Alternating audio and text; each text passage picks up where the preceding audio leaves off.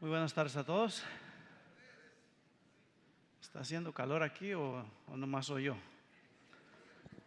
Pensé que nomás era yo. Bueno, pues pienso que debemos orar, ¿no creen? Vamos a inclinar nuestro rostro y vamos a orar. Padre nuestro, nos acercamos a tu presencia en este momento para pedir tu ayuda, Señor. Para pedir la guianza de tu Espíritu Santo.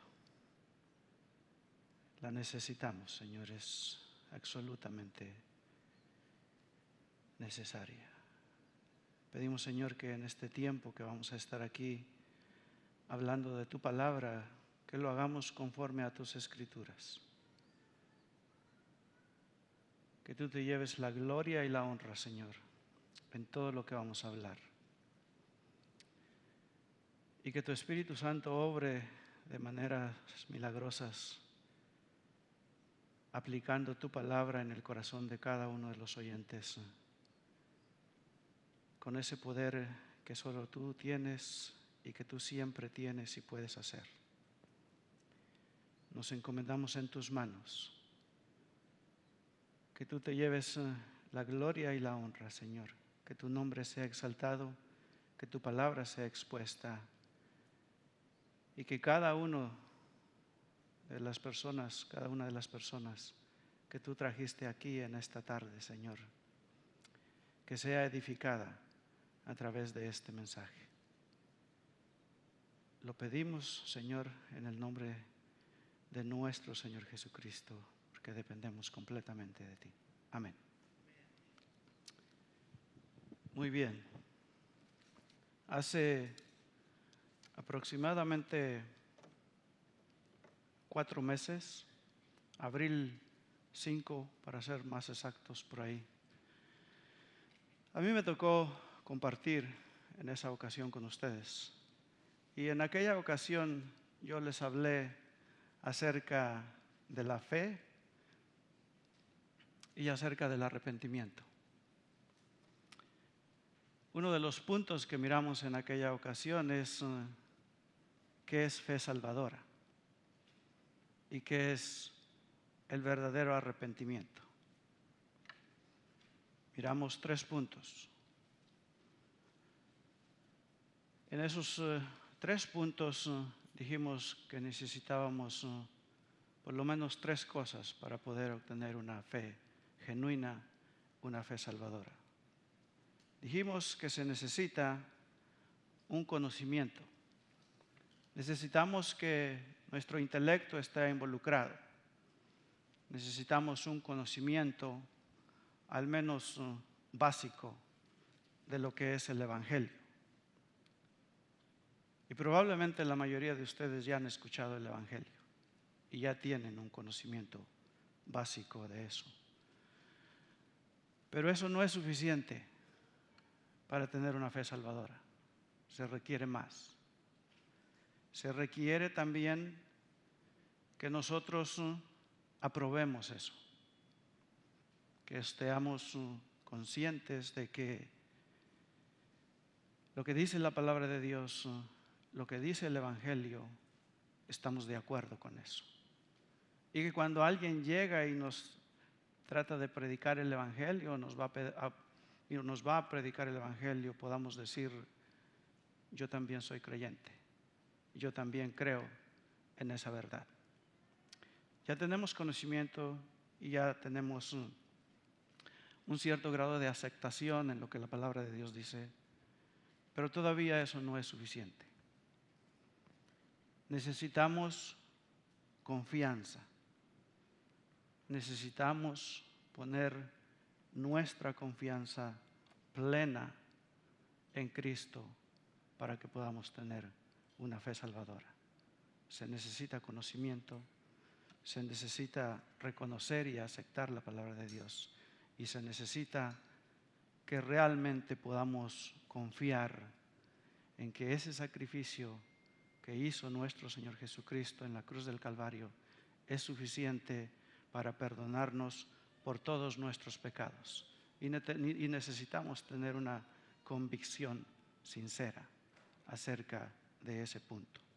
También hablamos del arrepentimiento. Se requiere un arrepentimiento genuino y el arrepentimiento genuino siempre viene junto con la fe salvadora.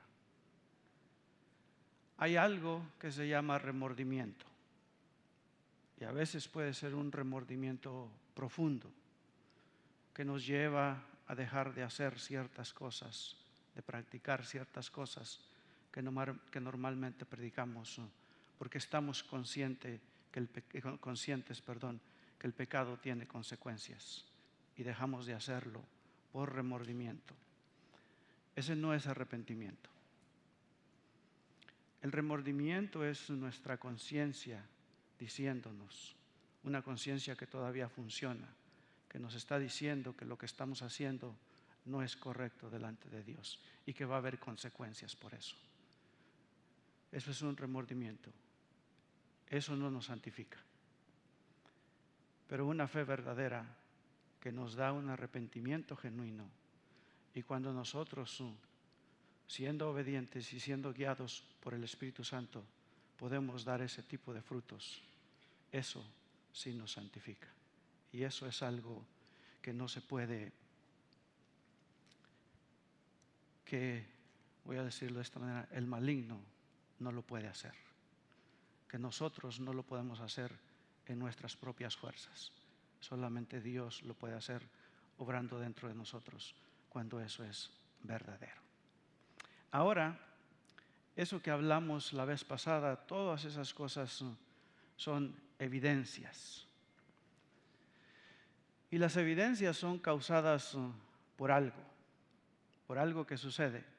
En el día de hoy no voy a hablar tanto de las evidencias, aunque en algún momento las voy a tocar. En el día de hoy me voy a enfocar a hablar primordialmente de la causa, de lo que causa que esas evidencias puedan ser visibles. Hoy vamos a ver 4 puntos, si el tiempo nos lo permite. Vamos a estar hablando acerca de la regeneración. Punto número 1 de los puntos que vamos a ver hoy, hablando acerca de la regeneración, el punto número 1 es la regeneración es exclusiva y completamente una obra de Dios. Punto número 2, la exacta naturaleza de la regeneración es un misterio para nosotros. El punto número 3, en este sentido, la regeneración tiene lugar antes de la fe salvadora. Y por último, punto número 4, la regeneración genuina trae resultados a la vida de las personas. Ahora sí, le voy a pedir que abra su Biblia en Juan, capítulo 3.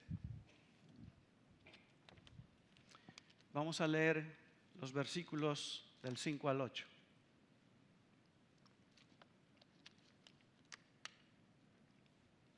Juan capítulo 3, comenzando en el versículo 5 dice: respondió Jesús diciendo, de cierto te digo, que el que no naciere de agua y del Espíritu no puede entrar en el reino de Dios. Lo que es nacido de la carne, carne es, y lo que es nacido del Espíritu, Espíritu es. No te maravilles de que te dije, os es necesario nacer de nuevo. Versículo 8 dice, el viento sopla de donde quiere y oyes su sonido, mas no sabes de dónde viene ni a dónde va. Así es todo aquel que es nacido del Espíritu. Después de leer ese pasaje, ya todo quedó claro, ¿verdad? Ya entendemos exactamente cómo es que eso sucede. Yo sé que no, es un pasaje bastante difícil, porque la regeneración es algo que nosotros no podemos ver con nuestros ojos y tampoco podemos entender completamente con nuestras mentes. Y ese es en el tipo de tema que nos vamos a meter ahora. Entonces,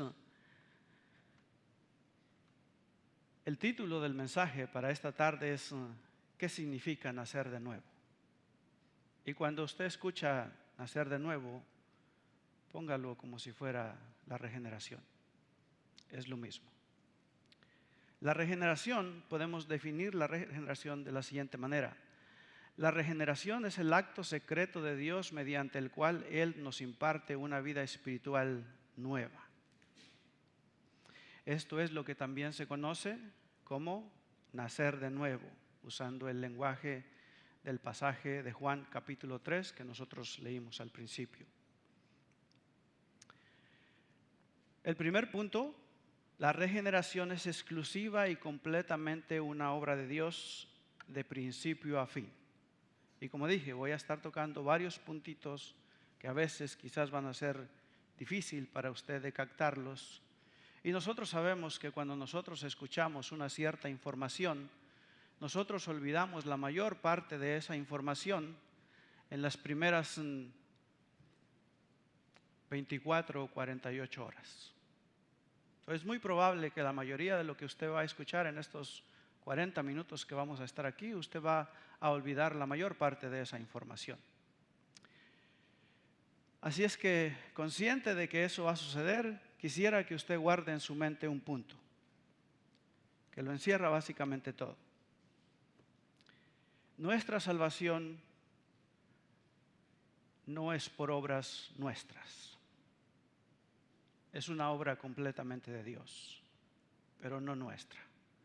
Entonces, la salvación no es por obras. Ese es el primer punto que vamos a dejar claro. El siguiente punto es que en la regeneración, usted y yo, nosotros no tenemos ni parte ni arte. No es algo que nosotros hacemos. Nosotros no podemos regenerarnos a nosotros mismos. La regeneración es la obra regeneradora y nosotros no tenemos una participación activa en ella. Y es por eso una obra completa de Dios, como lo vimos en los ejemplos que pasaron. Cuando Juan habla acerca de aquellos a quienes Dios le dio la potestad de ser hechos hijos de Dios, vayan ahí en donde comenzamos, en el Evangelio de Juan, en el capítulo 1. Si van a Juan capítulo 1, versículo 13, dice lo siguiente.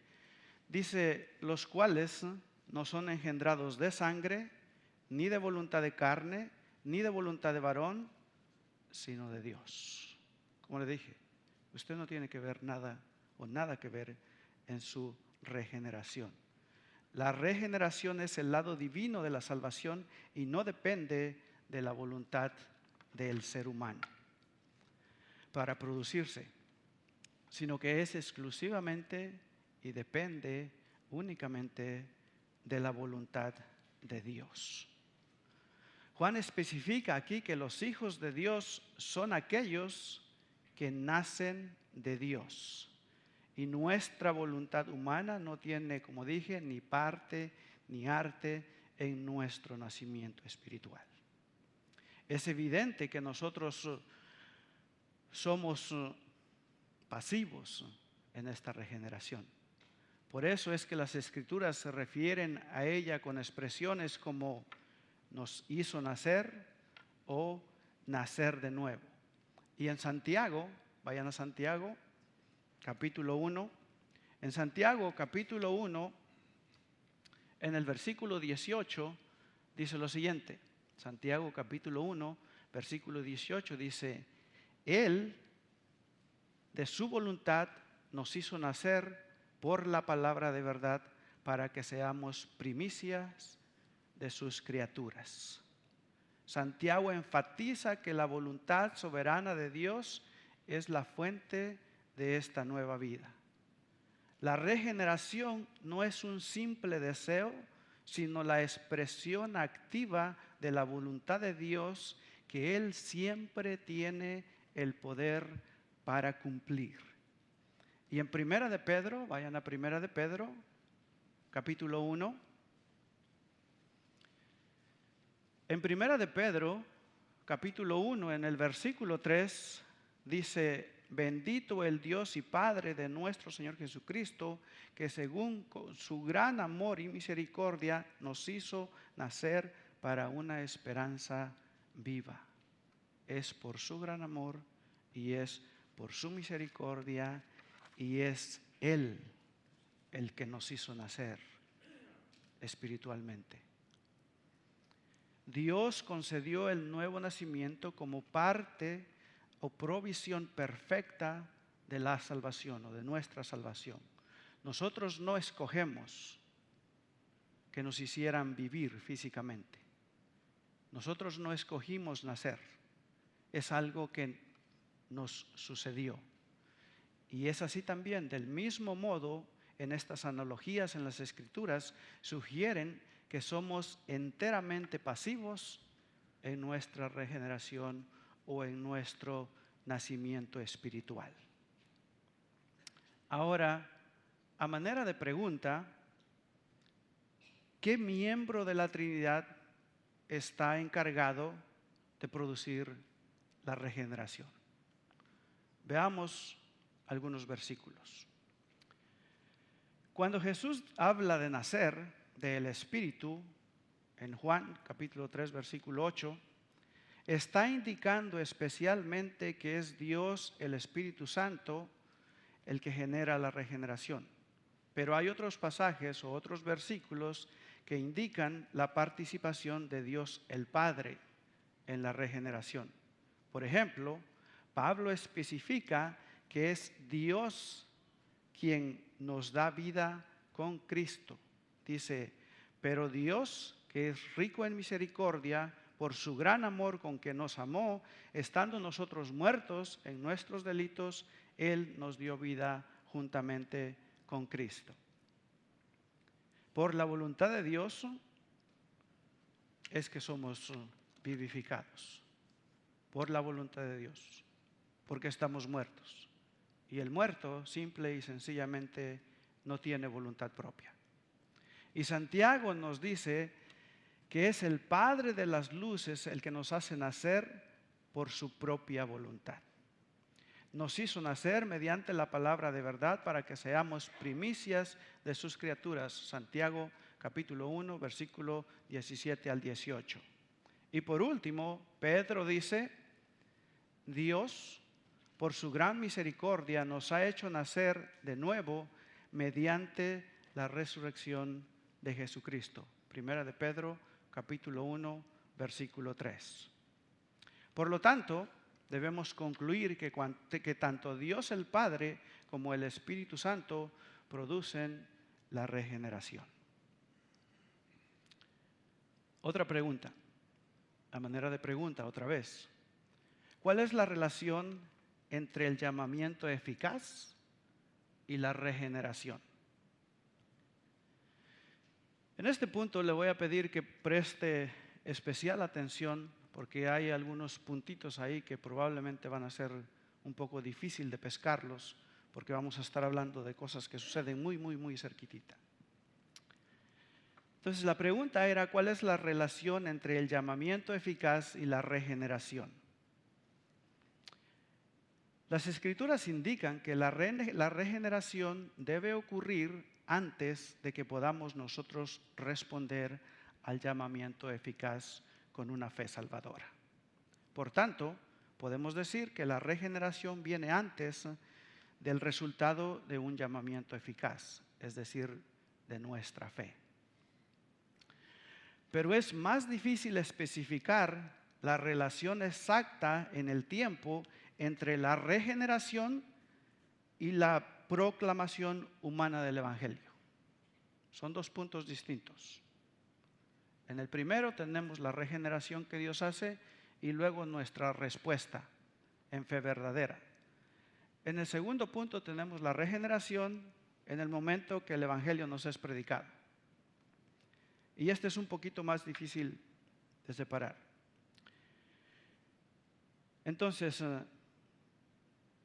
por medio del cual Dios lleva a cabo su llamamiento. Cuando nosotros escuchamos el Evangelio es a través de ese mensaje que Dios lleva a cabo su llamamiento.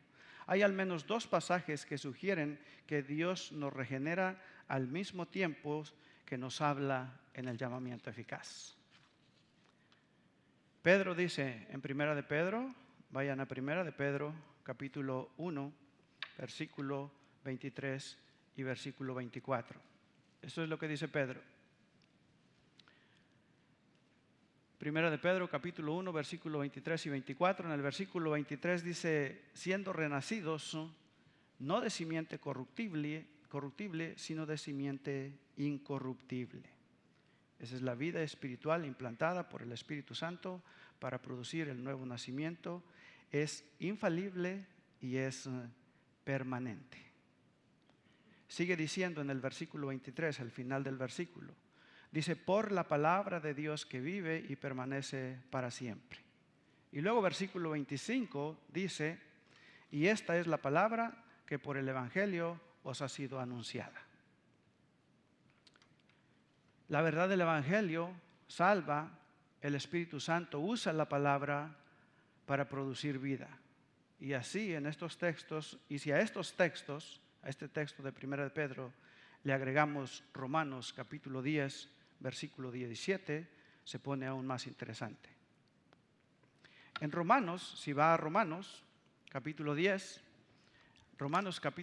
versículo 17,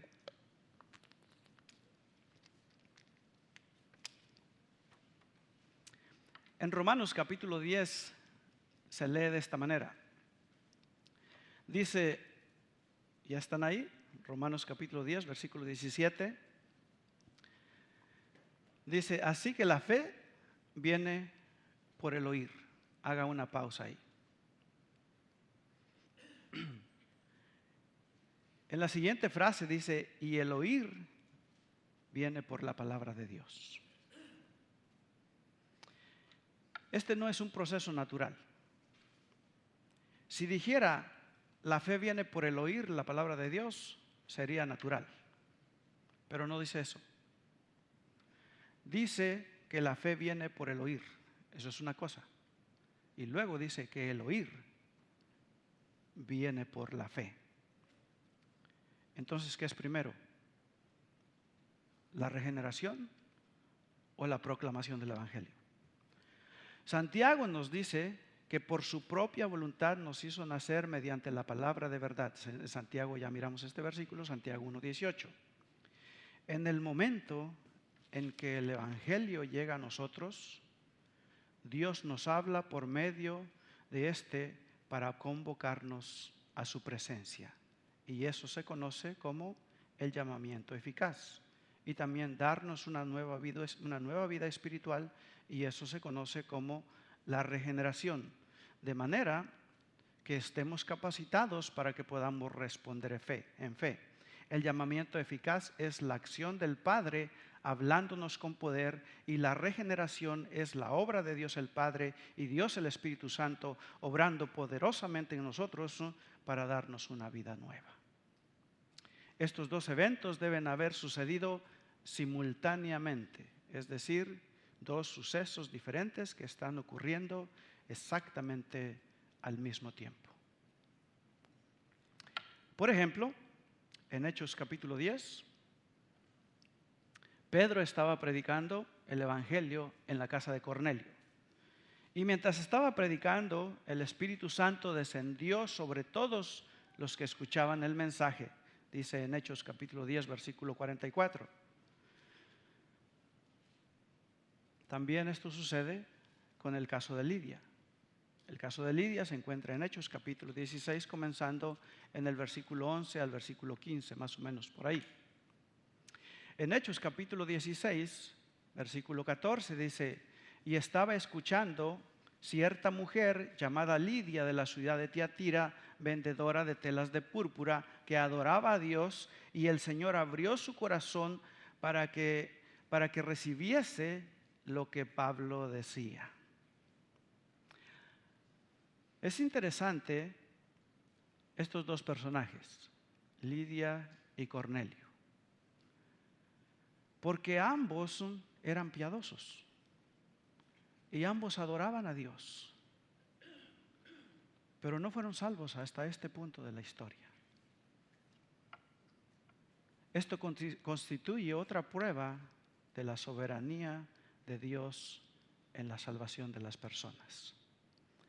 En Hechos, capítulo 13, versículo 48, dice: los gentiles oyendo esto se regocijaban y glorificaban la palabra del Señor, y creyeron todos los que estaban ordenados para vida eterna. Ese todos no son todos en general, porque luego especifica, dice, todos los que estaban ordenados para vida eterna. Cada persona tiene un punto de la historia en el cual Dios lo va a llamar. Y yo no sé, tal vez es hoy ese punto de la historia en el cual Dios te está llamando a ti. Ese es mi deseo. Pero como vimos, Él es soberano en la salvación. Y Él tiene un tiempo, un punto de la historia en que va a llamar a cada quien. Y la salvación, como dije en el principio, no se trata de nuestras obras, no se trata de lo que nosotros hacemos. Se trata de que Dios nos dé vida, vida espiritual. Y eso solamente el Padre de las Luces, como dice Santiago, es el único que tiene el poder para poder hacerlo. Esta es una de las declaraciones más claras de las Escrituras sobre la soberanía de Dios en la salvación. Dios es quien elige al ser humano para salvación y no al contrario. Por eso, en ocasiones van a encontrar otras palabras, como por ejemplo gracia irresistible o llamamiento eficaz. Se usan en relación con esto y se refiere al hecho de que Dios llama eficazmente a las personas. La regeneración, la gracia irresistible, el llamamiento eficaz, ambas acciones garantizan que nosotros respondamos con una fe genuina después de que eso ocurre en nosotros. No me voy a meter en el asunto de la gracia irresistible porque eso me tomaría más tiempo. Vamos a continuar con lo que estamos viendo y vamos a pasar al siguiente punto. La exacta naturaleza de la regeneración es un misterio para nosotros. Lo que sucede exactamente en la regeneración es un misterio que nosotros no comprendemos. Sabemos que de alguna manera Dios nos da vida a vosotros cuando nosotros estábamos muertos en nuestros delitos y nuestros pecados, según Efesios capítulo 2, comenzando en el versículo 1. Y Juan capítulo 3, versículo 3, dice: de cierto te digo, que el que no naciere de nuevo no puede ver el reino de Dios. Y versículo 7 dice: no te maravilles de que te dije que es necesario nacer de nuevo. Y en Efesios capítulo 2, versículo 5 dice: porque aún estando nosotros muertos en nuestros delitos, Él nos dio vida. Juntamente con Cristo, por gracia sois salvos. ¿Por nuestras obras? No. ¿Por nuestros méritos? No. ¿Por nuestra voluntad? No. Si va a Romanos, no tiene que ir. Romanos capítulo 3, versículo 10, dice que somos incapaces y que somos inútiles para buscar a Dios. Nosotros mismos no podemos hacerlo. Es solo por su gracia. Vaya a Colosenses capítulo 2. En Colosenses capítulo 2, versículo 13, dice lo siguiente: y cuando ustedes estaban muertos en sus delitos y pecados, y en la incircuncisión de vuestra carne, os dio vida juntamente con Cristo, perdonándoos todos sus pecados. Los muertos en sus pecados, sin esperanza, únicamente pueden recibir la vida eterna mediante la unión con Cristo. Pero notemos una cosa: Los muertos espirituales no tienen la capacidad de vivificarse a ellos mismos, así que es Dios quien toma la iniciativa y ejerce su poder para dar vida, para despertarlos de sus pecados y para unirlos a su Hijo. Podemos entender qué sucede, pero no podemos comprender completamente cómo es que eso sucede o qué hace Dios exactamente para darnos esta nueva vida espiritual. Jesús dice: el viento sopla de donde quiere, oyes su sonido, mas ni sabes de dónde viene ni para dónde va. Así es todo aquel que es nacido del Espíritu. Juan capítulo 3, versículo 8. La exacta naturaleza de la regeneración es un misterio para nosotros. Después que sucede, nosotros podemos ver los efectos, podemos ver las evidencias, podemos ver los resultados. Pero la regeneración exactamente es un misterio para nosotros. Sabemos que de alguna manera a nosotros, que estábamos antes muertos en nuestros delitos y pecados, Dios nos dio vida, según Efesios capítulo 2, versículo 1. Dios nos hizo renacer en un sentido muy real. Por eso la Biblia se refiere a eso como nacidos de nuevo. Juan capítulo 3, Efesios 2:5, Colosenses 2:13. Pero no entendemos cómo sucede esto ni qué hace Dios exactamente para darnos esta nueva vida espiritual. Las Escrituras nos presentan la regeneración como algo que nos afecta en todo nuestro ser. Por supuesto que Dios hace vivir nuestro espíritu después de la regeneración. Pero no es eso lo único que sucede. En Romanos, si van a Romanos capítulo 8, versículo 10, dice lo siguiente. En Romanos capítulo 8, versículo 10 dice: pero si Cristo está en ustedes, el cuerpo en verdad está muerto por causa del pecado, mas el espíritu vive a causa de la justicia. Pero eso no quiere decir que solo nuestro espíritu estaba muerto antes de la regeneración, sino que nosotros estábamos muertos para Dios en nuestros delitos y nuestros pecados. Otra vez, Efesios capítulo 2, versículo 1. Y no es correcto decir que lo único que sucede en la regeneración es que nuestro espíritu fue vivificado o que nuestro espíritu vive, como algunos enseñan. Porque todo nuestro cuerpo es afectado por la regeneración. Si usted va, y le pido que vaya a 2 de Corintios, capítulo 5, versículo 17, es un versículo que probablemente usted se lo sabe de memoria. Dice: de modo que si alguno está en Cristo, nueva criatura es. Las cosas viejas pasaron, he aquí todas son hechas nuevas. Entonces, debido a que la regeneración es una obra exclusiva de Dios dentro de nosotros, en la cual Dios nos da una vida nueva, es correcto concluir que es un suceso instantáneo y que que sucede una sola vez. En un momento estamos espiritualmente muertos y al momento siguiente tenemos una nueva vida espiritual en Dios.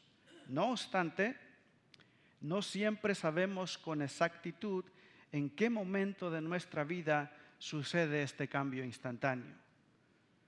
Puede que no haya una situación de crisis dramática, puede que no haya un cambio radical de comportamiento que convierta a un pecador endurecido en un cristiano santo. Puede ser que eso no suceda. En algún momento tiene lugar el cambio instantáneo, cuando Dios, por medio del Espíritu Santo, da vida. En una manera invisible, Dios despierta la vida espiritual dentro de nosotros y luego el cambio se hace evidente a lo largo del tiempo, en la forma de comportamiento, en los deseos de nuestro corazón, que ahora son gratos delante de Dios. Pero para algunas personas la regeneración tiene lugar en un momento claramente reconocible. Hay personas que sí se dan cuenta cuando eso sucede, en el que la persona se da cuenta en que antes de que eso ocurriera, ella estaba separada de Dios y que estaba espiritualmente muerta, pero que inmediatamente después de cierto suceso, ahora tenía clara conciencia de una nueva vida espiritual dentro de ella, y los resultados pueden verse claramente. Una auténtica confianza en Cristo acerca de su salvación, una seguridad del perdón de sus pecados, y se deleita en la adoración, siente el deseo de la comunidad cristiana, siente un deseo no perfecto, pero sí sincero, de ser obediente a la palabra de Dios según la encuentra en las Escrituras, y un deseo de hablarle a otros acerca de Cristo y acerca del Evangelio. Hay personas que dicen, no sé exactamente cuándo ocurrió, pero desde este momento yo no confiaba en Cristo. Y en cuanto a mi salvación, cuestionaba las cosas y tenía preguntas en mi mente. Pero después de este momento, dice, me di cuenta que confiaba en Cristo, que Él es mi Señor. Algo ha sucedido en mi corazón. Pero aún en esos casos que son tan obvios, de las personas que se dan cuenta cuándo sucede, no podemos explicar exactamente qué ha ocurrido o qué es exactamente lo que Dios ha hecho dentro de ellos. Porque es como el Señor Jesucristo dice acerca del viento. Escuchamos su sonido, vemos sus efectos, pero no sabemos ni de dónde viene ni de dónde va. Así sucede con la obra del Espíritu Santo en nuestros corazones. En este sentido de regeneración, esta tiene lugar antes de la fe salvadora. Usando los versículos que hemos citado antes, hemos definido la regeneración como el acto de Dios que despierta la vida espiritual dentro de nosotros y nos lleva de la muerte espiritual a la vida espiritual. Y en base a esta definición es natural entonces que la regeneración viene antes de la salvación. Y es en realidad una obra de Dios que nos capacita para que nosotros entonces podamos responder en fe. Sin embargo, cuando decimos que viene antes que la fe salvadora, es muy importante recordar que generalmente viene tan cerca la una de la otra que por lo común vemos como que están sucediendo al mismo tiempo. Y en el momento en que Dios dirige su llamamiento eficaz del Evangelio, nos regenera a nosotros respondemos en fe y en arrepentimiento, y eso es lo que se conoce como el llamamiento eficaz. De manera que desde nuestra perspectiva resulta difícil decir que haya alguna diferencia en cuanto al tiempo en que esto sucede. Y esto es especialmente porque la regeneración es una obra espiritual que nosotros no podemos percibir con nuestros ojos y que tampoco podemos comprender completamente con nuestras mentes.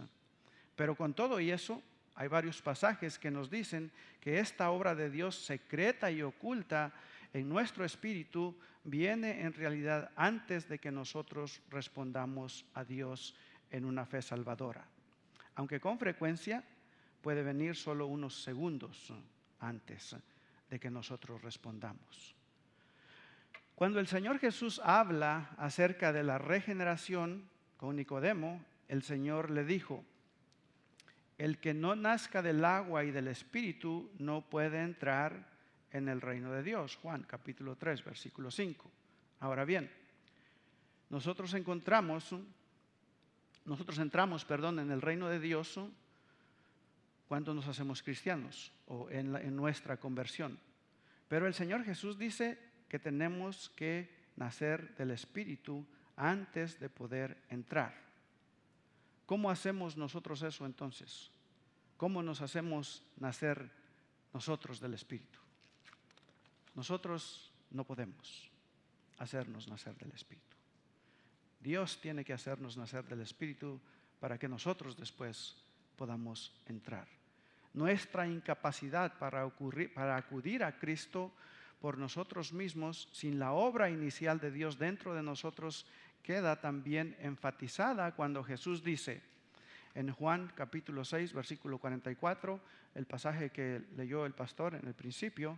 En Juan capítulo 6, versículo 44 dice: ninguno puede venir a mí si el Padre que me envió no lo trajere.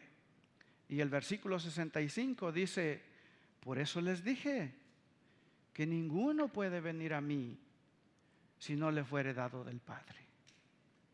Esta acción interna de regeneración queda bellamente descrita por el doctor Lucas hablando de Lidia, un pasaje que también ya miramos.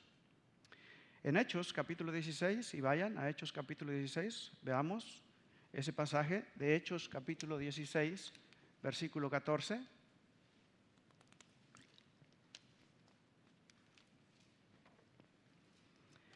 En Hechos capítulo 16, versículo 14 dice: una comerciante llamada Lidia estaba oyendo y el Señor abrió el corazón de ella para que estuviese atenta a lo que el apóstol Pablo decía. Vemos que primero el Señor abrió su corazón y luego ella estuvo en condiciones de poder prestar atención a la predicación de Pablo y de esa manera poder responder en fe. Por el contrario, o en contraste, si van a 1 Corintios capítulo 2, versículo 14, ahí vemos lo opuesto. En 1 Corintios capítulo 2, versículo 14 dice: pero el hombre natural no percibe las cosas que son del Espíritu de Dios, porque para él son locura, y no las puede entender, porque se han de discernir espiritualmente. La solución para esta muerte espiritual e incapacidad para responder solo viene cuando Dios nos da una nueva vida interior. Pero Dios dice, pero Dios, que es rico en misericordia, por su gran amor con que nos amó, nos dio vida con Cristo, aun cuando nosotros estábamos muertos en pecados. La idea de que la regeneración sucede antes de la fe salvadora no es algo que los evangélicos siempre entienden correctamente. A veces las personas llegan incluso a decir algo así: si usted cree en Cristo como su Salvador, entonces después usted va a creer y después va a nacer de nuevo. Pero las Escrituras nunca dicen eso. Las Escrituras ven el nuevo nacimiento como algo que Dios hace dentro de nosotros con el fin de capacitarnos para que nosotros podamos creer, y la razón por la que algunos evangélicos piensan con frecuencia que la regeneración viene después de la fe salvadora es porque ellos pueden ver los efectos. Antes no veían nada, ahora pueden ver el fruto del Espíritu, y es por eso que piensan que la regeneración debió haber venido después de que ellos creyeron. No obstante, las Escrituras nos enseñan que la regeneración misma no es algo que nosotros vemos o que nosotros podamos saber de ella directamente.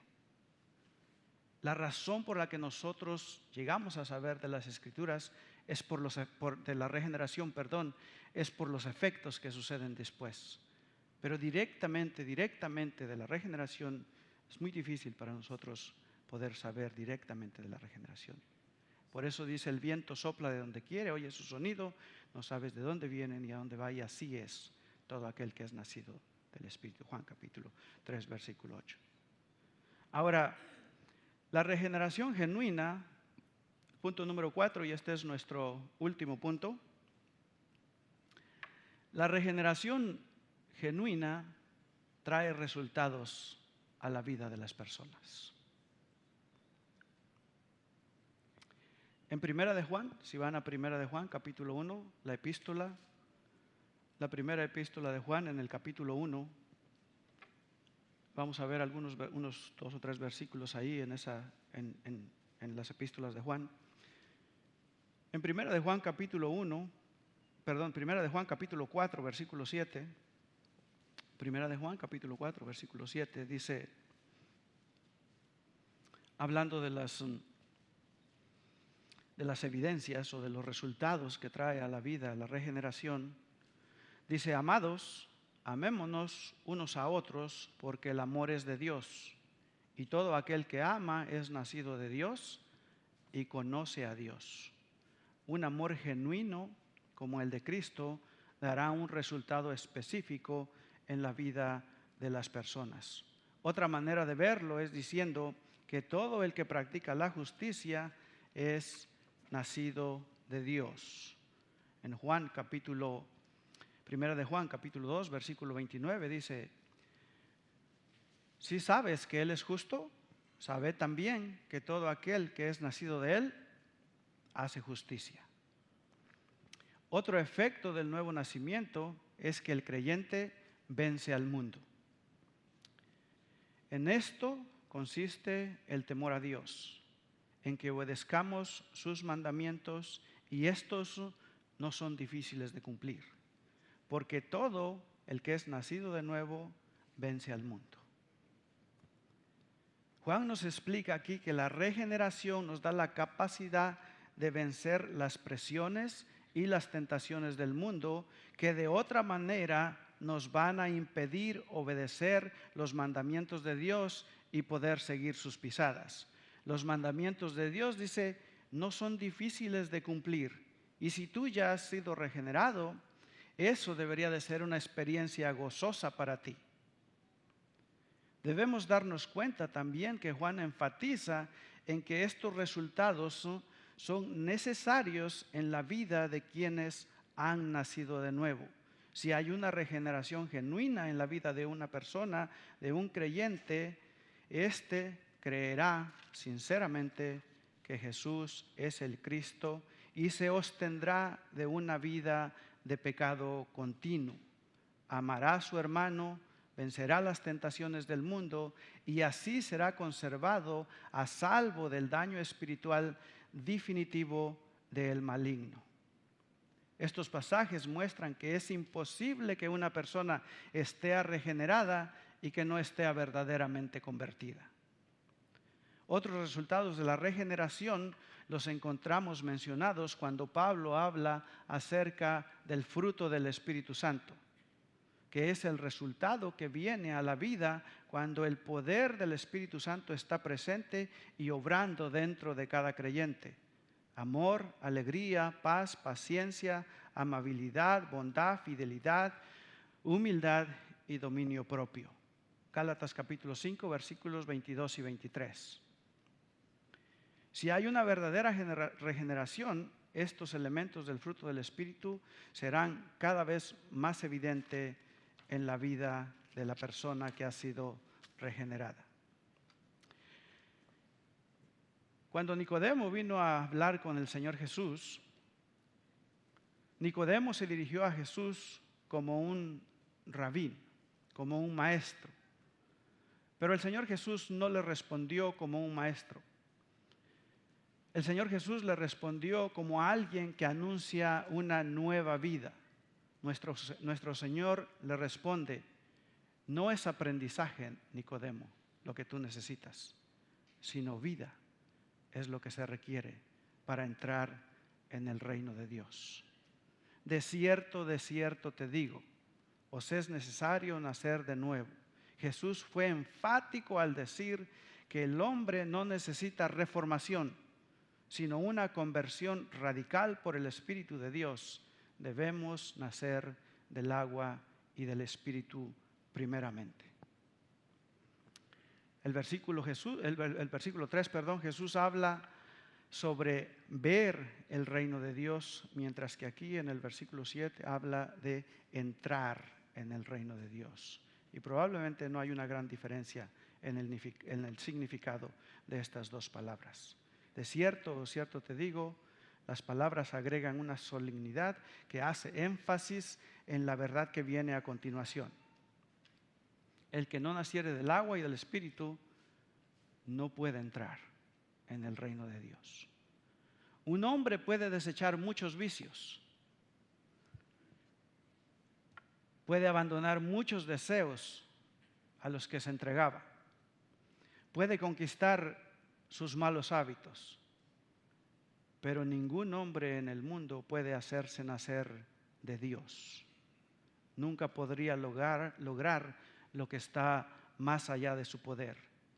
Y note usted que incluso si un hombre se pudiera hacer nacer físicamente, no entraría en el reino de Dios, porque hay un punto y hay una condición que violaría. Y es a menos que un hombre sea nacido del Espíritu o nacido de Dios, no puede entrar en el reino de Dios.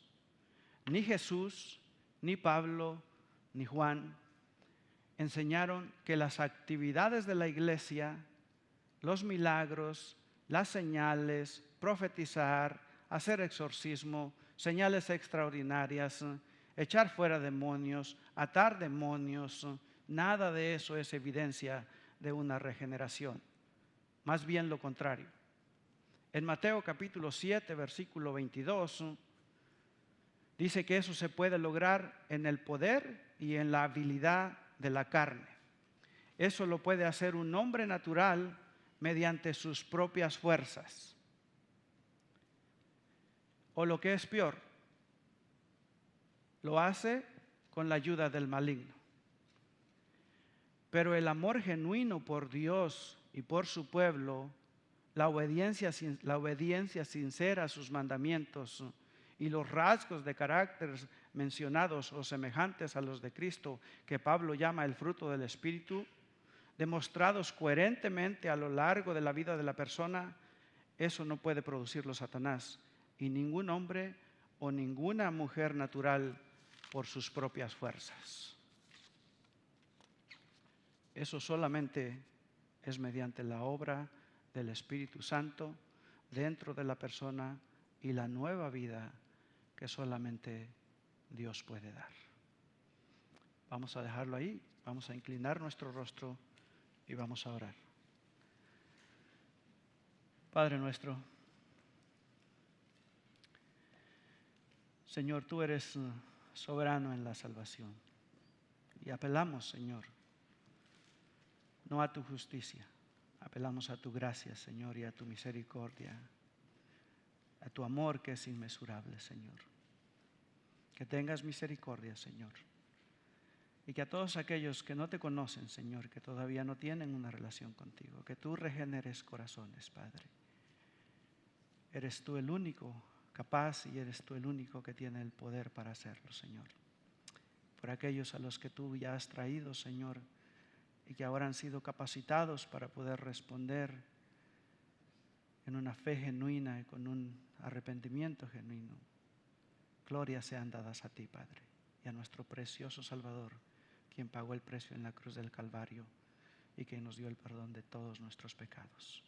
En el nombre de nuestro Señor Jesucristo oramos.